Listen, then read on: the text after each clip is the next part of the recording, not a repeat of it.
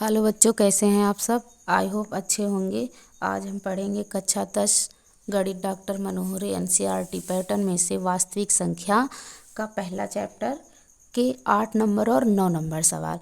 तो 8 नंबर में दिया हुआ है, किसी परेड में 616 सदस्यों वाली एक सेना की टुकड़ी को 32 सदस्यों वाले एक आर्मी बैंड के पीछे मार्च करना है। दोनों समूहों को समान संख्या वाले स्तंभों में मार्च करना है। उन स्तंभों की अधिकतम संख्या क्या है जिसमें वे मार्च कर सकते हैं। हमें तो स्तंभों की संख्या निकालनी है। तो सबसे पहले प्रश्नानुसार क्या दिया हुआ है।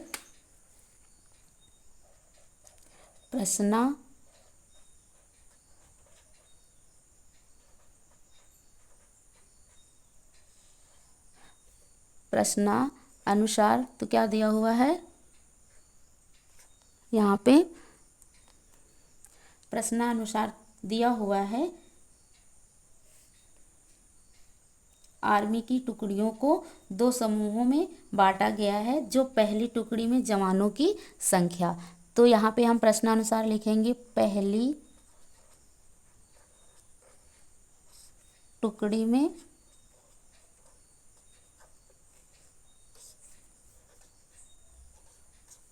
जवानों की संख्या।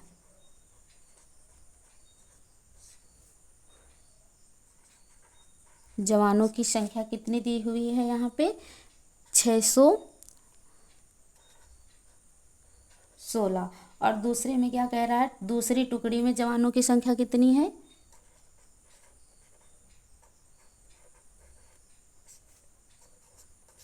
दूसरी टुकड़ी में जवानों की संख्या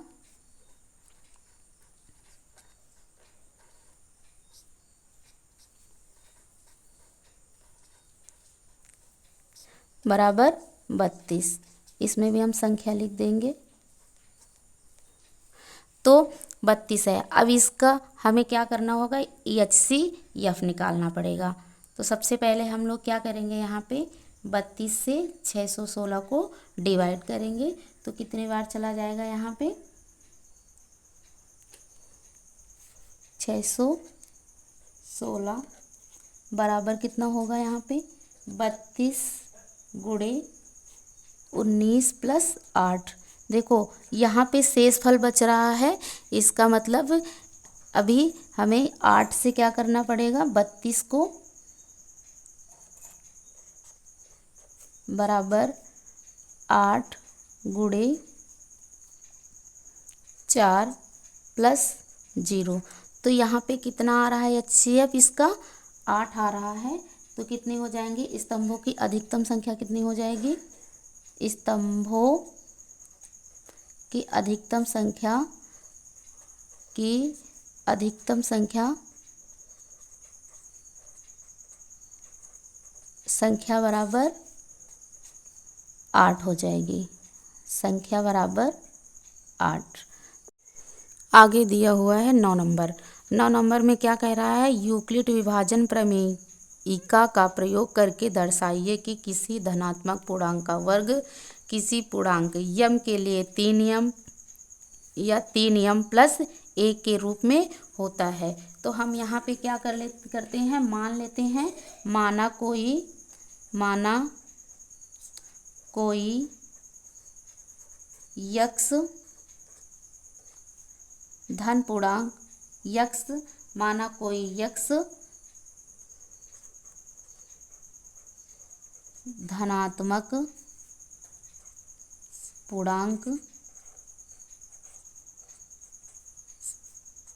है। तो हम इसको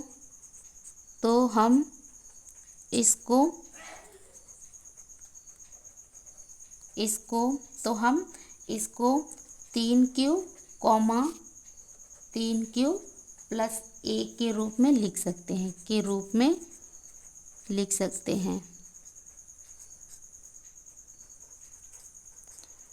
सकते हैं। तो यहाँ पे क्या दिया हुआ है, लिख सकते हैं। तो यक्स बराबर कितना ले लेते हैं हम लोग, यहाँ पे यक्स बराबर 3q। तो अब यक्स स्क्वायर क्या हो जाएगा, यहाँ दोनों पक्षों में वर्ग कर देंगे तो क्या हो जाएगा, दोनों पक्षों में वर्ग करने पर तो क्या हो जाएगा, यहाँ पे यक्स स्क्वायर बराबर 3×9q²। तो इसको हम क्या लिख सकते हैं, यक्स स्क्वायर बराबर 3×3q²। तो यहाँ पे क्या हो जाएगा, 3q² बराबर हम लिख सकते हैं यम। तो यहाँ पे क्या हो जाएगा, यक्स स्क्वायर बराबर 3m। तो इसको हम समीकरण मान लेते हैं ए। दूसरा वाला 3q+1। तो यहाँ पे भी हम क्या करते हैं, दोनों पक्षों का वर्ग करने पर, दोनों पक्षों का वर्ग करने पर तो कितना हो जाएगा, यहाँ पे दोनों पक्षों का वर्ग कर देंगे तो यहाँ पे हो जाएगा यक्स स्क्वायर बराबर 3q+1 का वर्ग। तो यहाँ पे क्या हो जाएगा, यक्स स्क्वायर बराबर 3×9q² +1 +6q। तो यहाँ पे हम क्या करते हैं, यक्स स्क्वायर बराबर यहाँ पे लिख लेते हैं 3×3q² +2 6, 3 यहाँ पे 2 आ जाएगा, 2q+1। इसको हम इस प्रकार से लिख सकते हैं। तो यहाँ पे क्या हो जाएगा, 3q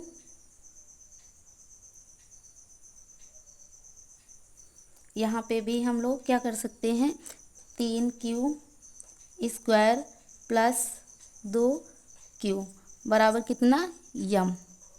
तो ये क्या हो जाएगा, यक्स स्क्वायर बराबर 3m+1 आ गया। तो इसको हम यहाँ पे यम क्या है, एक पूर्णांक है,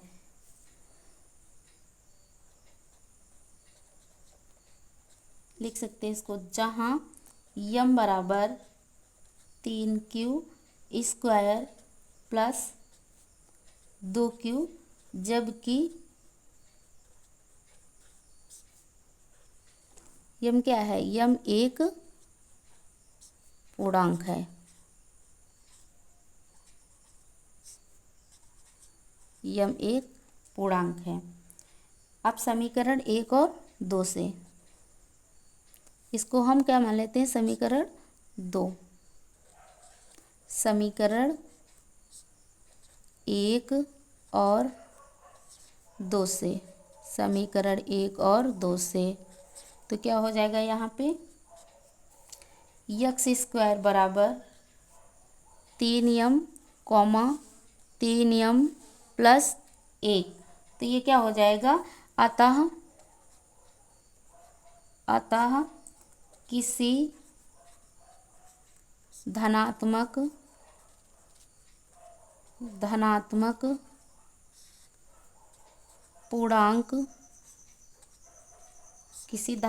पूर्णांक का वर्ग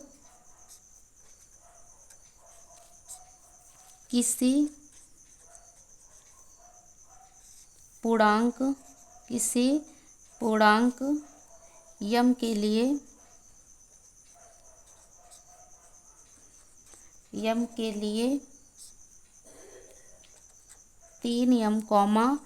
3m+1 के रूप में होता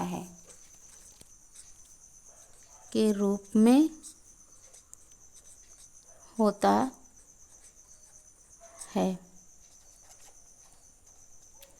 आई होप समझ में आया होगा। धन्यवाद।